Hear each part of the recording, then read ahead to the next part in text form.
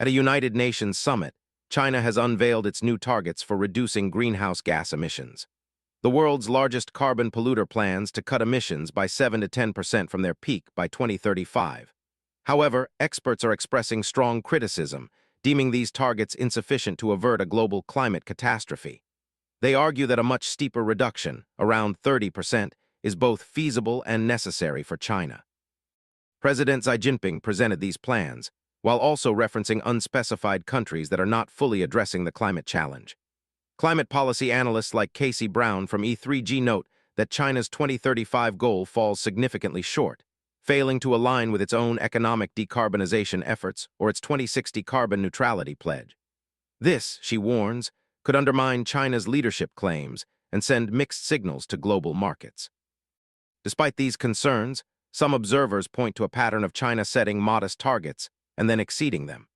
Bernice Lee of Chatham House suggests that the business world and other nations will look to China's substantial investments in clean energy, which reached $625 billion last year, as a clearer indicator of its commitment. China's clean energy surge is already reshaping the global economy and displacing coal domestically. The national plan also includes measures to increase non-fossil fuel energy consumption to over 30% and expand wind and solar capacity significantly. China's advancements in electric vehicles and battery technology have also driven down renewable costs globally. Nevertheless, the country remains heavily reliant on coal, with new power plants still under development, despite a prior commitment to phase down coal usage. Former climate advisor Paul Bledsoe emphasizes that while China's clean energy economy is helping, the pace is not fast enough. He advocates for a faster timeline for emission goals and, crucially, for China to commit to shutting down its antiquated coal mines, major sources of CO2 and methane emissions.